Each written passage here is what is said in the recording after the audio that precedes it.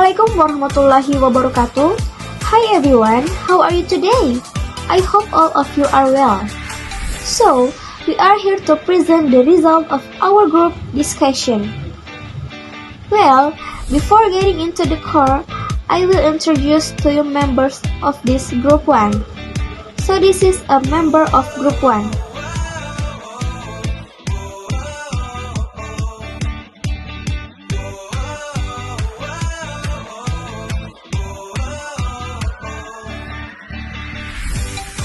Well, now we will go into the first material, namely KD 3.3 Sirsum Tense, which will be explained by Deva Yunisa Abdullah, Nur Oktavia Salsabila Ishak, Muhammad Rizal Pasisinggi, and Cici Fatmasari Lukman. Definition: Sirsum tense is a statute around the details surrounding a situation or condition that cause something to occur. Function: Number 1. Information about the person, place of the image. Number 2. Provide context. Number 3. Explain the situation that occurs in the future. Number 4. Inform the reader about the details on the image. Generic structure Sirsum tense. 1. Orientation. The contents of the orientation is information about the character or character, location, times, event, etc. Orientation example. A few years ago, I had the opportunity to go on a vacation to one of my dream countries, Turkey. I went there with my husband. We depart from Soekarno-Hatta Airport in Tangerang. We had a very long flight for around 12 hours by Turkey Airlines, and we landed at Istanbul Airport. Jadi, pengertian keadaan adalah di mana Anda berada. Detail seputar situasi atau kondisi yang menyebabkan suatu terjadi. Fungsi nomor 1. Informasi mengenai orang, tempat, gambar. 2. Menyediakan konteks. 3. Menjelaskan situasi yang terjadi pada gambar. 4. Menginformasikan pembaca mengenai detail gambar. Generic struktur Sirsum tense atau keadaan. 1. Orientasi. Isi dari orientasi adalah informasi mengenai tokoh atau karakter, lokasi, waktu, kejadian, etc. Contoh orientasi. Beberapa tahun yang lalu, saya berkesempatan untuk berlibur ke salah satu negara impian saya, yaitu Turki. Saya pergi ke sana bersama suami saya. Kami berangkat dari Bandara Soekarno-Hatta di Tangerang. Kami memiliki penerbangan yang sangat panjang, sekitar 12 jam dengan maskapai penerbangan Turki. Dan kami mendarat di Bandara Istanbul. Number 2. Series of events. Event is an event, while series means series. In this section, the writer will write a series of events or incidents that they experience. The essence of recount text. Jadi, event adalah kejadian, sedangkan series berarti rangkaian. Dalam bagian ini, penulis akan menuliskan rangkaian mengenai peristiwa atau kejadian yang mereka alami. Example from series of events. On the first day, due to exhaustion, we just stayed at the hotel near Hagia Sophia to rest. The next day, we left for Taksim to visit one of the popular destinations, Galata Tower. We saw a lot of shopping center and local authentic cafes there. After that, we visited one of the Malaysian restaurants that I really wanted to visit in the Blue Mosque area. Jadi, pada hari pertama, karena kelelahan, kami hanya menginap di hotel dekat Hagia Sophia untuk beristirahat. Keesokan harinya, kami berangkat dari Taksim untuk mengunjungi salah satu tujuan populer, Menara Galata. Kami melihat banyak pusat perbelanjaan dan kafe otentik lokal di sana. Setelah itu, kami mengunjungi salah satu restoran Malaysia yang sangat ingin saya kunjungi di kawasan Masjid Biru. Number 3. Reorientation. In this section, the author will provide a summary and conclusion of the whole story, as well as tell the ending, sad or happy. Jadi, pada bagian ini, penulis akan menuangkan rangkuman dan kesimpulan dari keseluruhan cerita, sekaligus memberitahu endingnya. Example from Reorientation. A trip to Turkey a few years ago was an experience I will never forget for the rest of my life. The bonus, 2 weeks after arriving in Indonesia. Good choice. Us to have the child. We think that having quality time with a partner is very important. Jadi, perjalanan ke Turki beberapa tahun yang lalu adalah pengalaman yang tidak akan pernah saya lupakan seumur hidup saya. Bonusnya, 2 minggu setelah tiba di Indonesia, Tuhan mempercayai kami untuk memiliki anak. Kami pikir mereka memiliki waktu yang berkualitas dengan pasangan. Definition of adverb. Adverb are words that are used from 10 explaining adjective, adverb, verb, and sentence. The use of this adverb can be exemplified by the sentence below him. Jadi, pengertian adverb atau kata keterangan adalah kata yang digunakan untuk menjelaskan adjektif, adverb, verb, dan sentence. Penggunaan adverb ini dapat dicontohkan dengan kalimat di bawah ini. Example, she is extremely strong. Extremely, adverb, deskripsi strong, adjective, from frase very strong. Jadi, contoh yang pertama yaitu dia sangat aneh. Extremely sebagai adverb menjelaskan strong itu sebagai adjektif dan membentuk frasa sangat aneh. She speaks so fluently. So, adverb, explaining fluently, adverb, from process very smoothly. Jadi, contoh yang kedua yaitu dia berbicara begitu lancar. So, sebagai adverb, menjelaskan fluently sebagai adverb dan membentuk frasa dengan sangat lancar. John runs fast. Fast adverb, deskripsi run, verb, forming the phrase runs fast. Jadi, contoh yang ketiga yaitu Johan berlari kencang. Fast sebagai adverb, menjelaskan run sebagai verb dan membentuk frasa berlari dengan cepat. Fortunately, he is right. Fortunately, adverb, explains the sentence, he is right sentence. Jadi, contoh yang keempat yaitu untungnya dia kaya. Fortunately sebagai adverb menjelaskan kalimat he is right sebagai sentence. Social function adverb. Apart from those mentioned in the type of adverb above, other adverb function in English are as follows. 1. Emphasis only you come here. Jadi, contoh yang pertama yaitu emphasis atau penekanan. Hanya kamu yang datang ke sini. 2. Negation. She does not look at us. Negation adalah negasi atau penyangkalan. Dia tidak memandang kita. 3. Conjunctive adverb. Stop making the nuts, otherwise you'll call the police. Jadi contoh yang ketiga yaitu conjunctive adverb atau penyambungan. berhenti bersuara. Jika tidak, saya akan memanggil polisi. Definition frasa prepositional.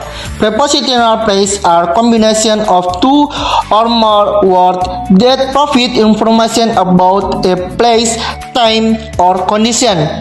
This phrase is usually preceded by a preposition and followed by the object of preposition. Jadi, pengertian frasa preposisional adalah merupakan gabungan dari dua kata atau lebih yang memberikan keterangan mengenai tempat, waktu, atau kondisi. Frase ini biasanya didahului oleh preposisi dan diikuti oleh object of preposition. Prepositional phrase formulas. Preposition plus noun, pronoun, noun, or clause. Preposisi plus modifier plus noun, pronoun, noun, or clause. Example, I will sleep all day at home. At in the sentence beside is a preposisi or preposition, whereas home is a noun. I got it from my mom. In this example, from my mother is a prepositional phrase. From is a preposisi and my mom is a noun. Jadi, rumus frasa preposisional yaitu preposition plus noun, pronoun, noun, atau clause. Kemudian ada preposisi plus modifier plus noun, pronoun, noun, or clause. Contoh yang pertama yaitu saya akan tidur sepanjang hari di rumah. At dalam kalimat di samping merupakan preposisi atau preposition, sedangkan home merupakan noun. Contoh yang kedua yaitu aku mendapatkannya dari ibuku. Dalam contoh ini, dari ibuku adalah frase preposisi. From merupakan preposisi dan my mom merupakan noun. Social function prepositional phrases. According to what we understand, prepositional phrases are used as adverb to complete the complete sentence. Jadi, fungsi frasa preposisional yaitu sesuai yang kita pahami, prepositional phrases digunakan sebagai keterangan untuk melengkapi kalimat seutuhnya. Definition of adverbial clause. Adverbial clause is a clause that functions as an adverb and is used to describe verbs, adjectives, and adverbs in a complex sentence or even an interdependent clause, subclause, while the describe will function as independent clause main sentence. Adverbial clause can be explained pronounced in with the sentence below. Jadi, adverbial clause adalah klausa yang difungsikan sebagai adverb dan digunakan untuk menjelaskan verb, adjektif, dan adverb dalam sebuah kompleks sentence atau bahkan seluruh independent clause atau anak kalimat. Sedangkan yang dijelaskan akan berfungsi sebagai independent clause atau induk kalimat. Adverbial clause dapat dicontohkan dengan kalimat seperti di bawah ini. I will contact my reference tomorrow sebagai adverb. I will contact my reference tomorrow afternoon sebagai adverbial clause. I will contact my reference after this application is ready sebagai adverbial clause. I will contact my reference sebagai independent clause. After this application is ready sebagai dependent clause atau adverbial clause. Adverbial clause patterns and function. In general, the patterns of adverbial clause is conjunction plus subject plus verb.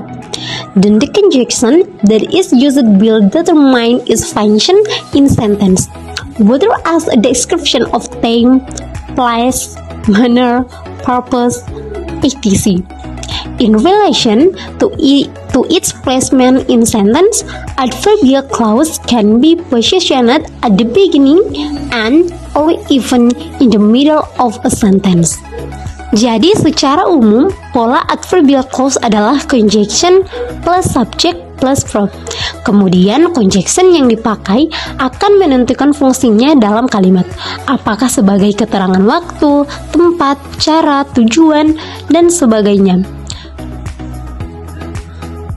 Dalam kaitannya, penempatan di kalimat adverbial clause dapat berposisi di awal, akhir, atau bahkan di tengah kalimat. Finite clause. Finite clause must contain a verb with show tense. They can be main clauses or subordinate clause. Jadi, finite clause harus mengandung kata kerja yang menunjukkan tense. Mereka bisa menjadi klausa utama atau klausa bawahan. Example: Is it rainy? I spoke to Joanna last night. We didn't get any food because we didn't have enough time. Non-finite clause.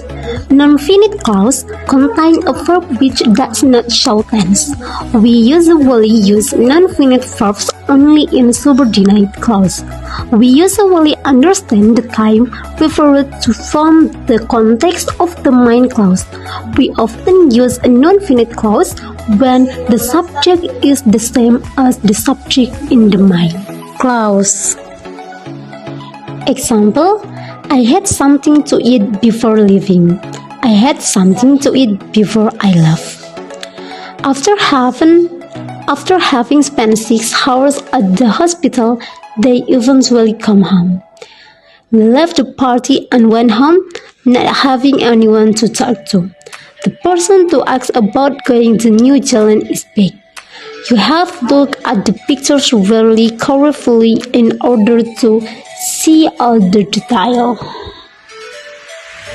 After the first material, now we will enter the second material, namely KD 3.4, which will be explained by Ilva Apriliani Bouti, Cindy Aprilia Puluhulawa, and Fatma Lawani. Conditional sentences are compound sentences that have a condition about imagination, supposition, and something that has ever happened. This supposition may or may not materialize. A conditional sentence consists of an independent clause which usually starts with the word if or if.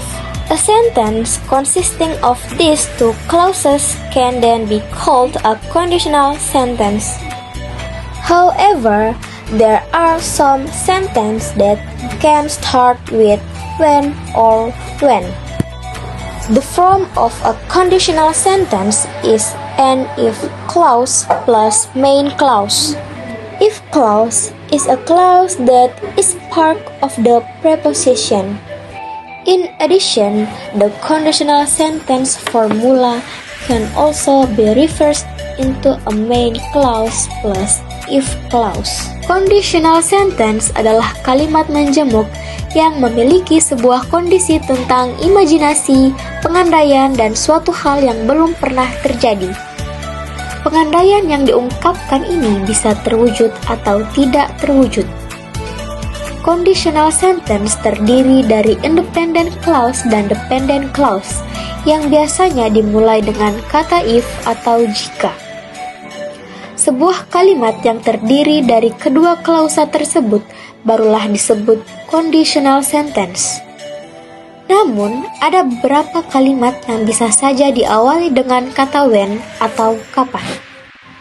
Bentuk dari conditional sentence adalah if clause plus main clause. If clause adalah klausa yang merupakan bagian dari pengandaian. Main clause adalah kalimat yang berisi konsekuensi dari kondisi pengandaian di awal kalimat.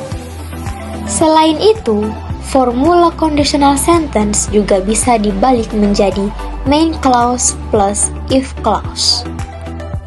Tipe-tipe conditional sentence. Conditional sentence are divided into several types. Conditional sentence tipe 0, conditional sentence tipe 1, conditional sentence tipe 2, conditional sentence tipe 3. Conditional sentence type 0 definition. Conditional sentence type 0 usually referred to as zero conditional sentence. This type of sentence is used when the result of consequence of a condition occurs, aka describing a truth, general truth, and scientific fact. This sentence is usually in the present tense.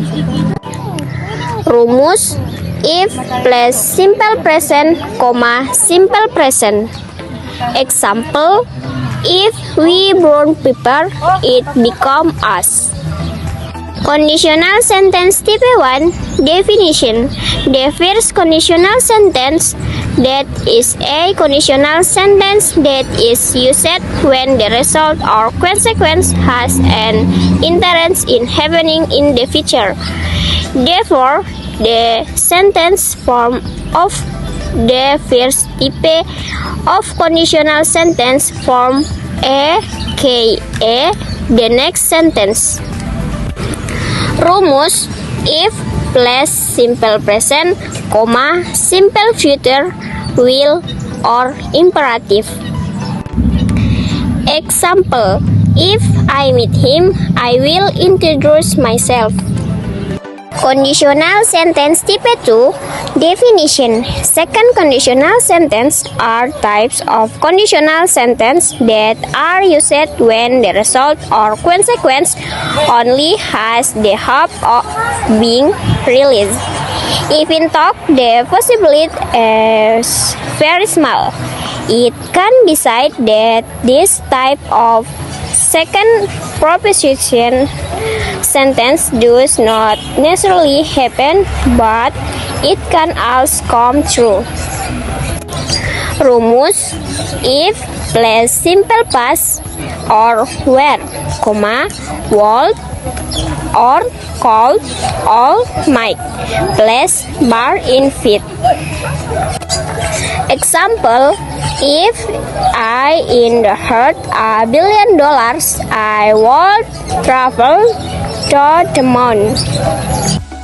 Conditional sentence type 3 definition. The third conditional sentence is a conditional sentence when a condition is not possible at all. It is just a dream or imagination. In this third type, the sentence form uses the past perfect, which is equipped with an auxiliary model such as.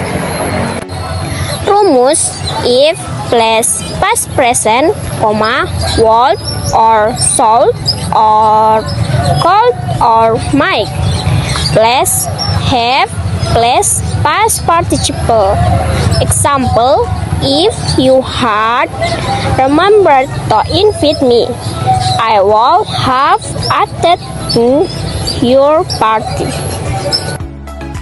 Saya akan menjelaskan beberapa tenses, yaitu simple present tense, simple future tense, simple past tense, dan past perfect tense. Yang pertama, simple present tense. Definition: the simple present tense is the most common form of tense used in everyday life. Usually, the simple present tense is used to express past, tell an event or a habit that occurs in the present. Jadi, simple present tense adalah kalimat dengan pola bentuk kata kerja yang menyatakan kejadian yang berlangsung di masa sekarang. Rumus simple present tense ialah plus subject plus verb 1, negatif subject plus not plus verb 1, interrogatif do plus subject plus verb 1. Example: positif, they speak Korean very well. Negatif, they not speak Korean very well. Interrogatif, do they speak Korean? Yang kedua, simple future tense. Definition: the simple future tense is a form of tenses to indicate an event that has not yet started and will only occur in the future, aka in the future. Sampel untuk rumus yang pertama adalah plus I will have you to solve the problem. Negatif, I won't have you to solve the problem. Integratif, will you help me to solve the problem? Untuk contoh rumus kedua adalah plus my brother is going to Bali tomorrow. Negatif, my brother is going to Bali tomorrow. Integratif, is your brother going to Bali tomorrow? Simple past tense. Definition: the simple past tense is a sentence that is used to tell about event that happened in the past as well. So, the past tense is used when you are telling a story in the present about past activities.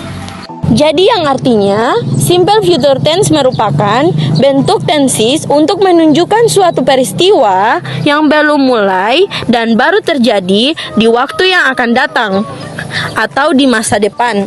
Rumusnya, untuk yang positif, subject plus to be, was or were plus complement.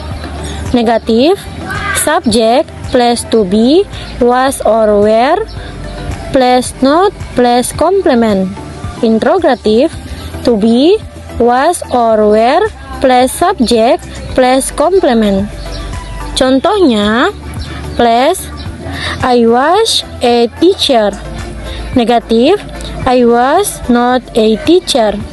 Interrogative, was I a teacher? Past perfect tense. Definition: past perfect tense is a change in the form of a verb which states that there was an event or action that was completed at a point in the past before any other action occurred. Jadi, past perfect tense adalah perubahan bentuk kata kerja untuk menyatakan bahwa ada suatu kejadian atau aksi yang telah selesai pada suatu titik di masa lalu, sebelum ada aksi lainnya di masa lampau juga terjadi. Rumus past perfect tense.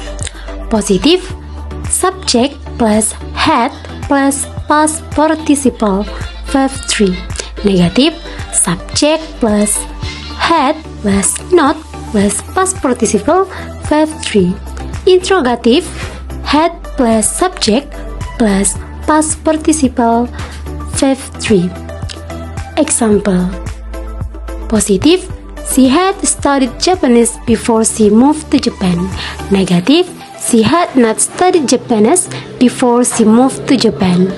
Interrogative, had she studied Japanese before she moved to Japan? Well, how about friend? You already understand this material? If you understand, now we will go to the last material, namely KD 3.5, contrast conjunction, which will be explained by Muhammad Dirga Baksoan, Heldianti Madu, and Adelsia Hulinggi. To express the relationship of something opposite, we can use a contrast conjunction. Contrast conjunction, or better known as adversative conjunction, is a conjunction used to express comparison or resistance. This conjunction connects two ideas that are considered as something different. The contrast conjunction that we will discuss this time is even if, unless, however, on the other hand, and in contrast. Jadi pengertian contrast conjunction adalah untuk menyatakan hubungan dari sesuatu yang berlawanan. Kita dapat menggunakan konjungsi kontras. Konjungsi kontras atau yang lebih dikenal dengan konjungsi adversatif adalah konjungsi yang digunakan untuk mengekspresikan perbandingan atau perlawanan. Konjungsi ini menghubungkan dua gagasan yang dianggap sebagai suatu yang berbeda. Kontras konjungsi yang akan kita bahas kali ini yaitu even if, but, the other side, dan in contrast. Even if function as a subordinating conjunction that connect the dependent clause with the independent clause main clause. This word is usually used to express something that is rarely done or to express a situation that will not change no matter what.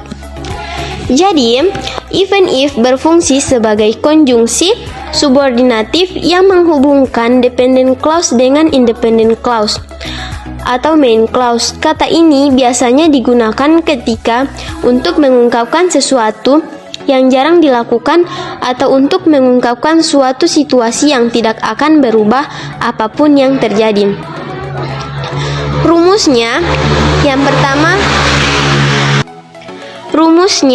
pertama even if plus clause, main clause. Yang kedua main clause plus even if plus clause. Example, I will go to Adian's house even if the weather is rain. Yang artinya, jika cuacanya hujan, saya akan tetap pergi. Unless means if not or unless. This word can be used with the present, past or past perfect tense. We use unless with the present tense when talking about the future. Jadi, unless berarti jika tidak atau kecuali jika. Kata ini dapat digunakan dengan present, past maupun past perfect tense. Kita menggunakan unless dengan present tense ketika membicarakan masa depan atau future. Rumus dari unless yang pertama adalah unless clause, main clause. Dan yang kedua, main clause plus unless plus clause. Example, you will fail on this final examination unless you study hard. Yang berarti dalam bahasa Indonesia adalah kamu akan gagal dalam ujian akhir ini kecuali jika kamu belajar dengan giat. However is used to introduce a statement that contradicts something already said before.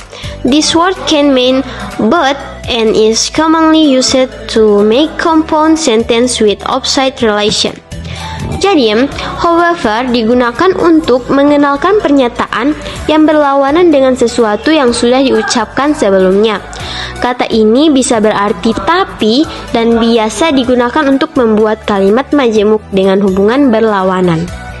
Rumus dari however adalah sentence 1, point however, sentence 2. Example, I want to know more about this character.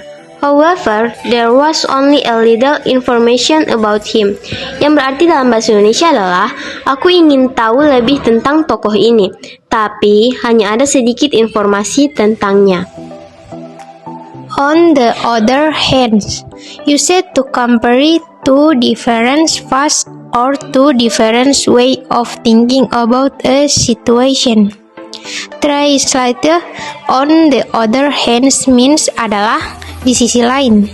On the other hand digunakan untuk membandingkan dua fakta yang berbeda atau dua cara berpikir yang berbeda tentang suatu situasi.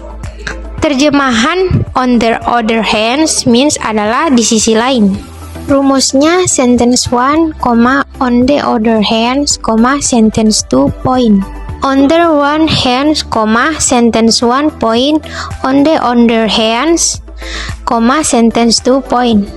Example, searching is an uncertain thing. On the other hand, obtaining is a certain thing.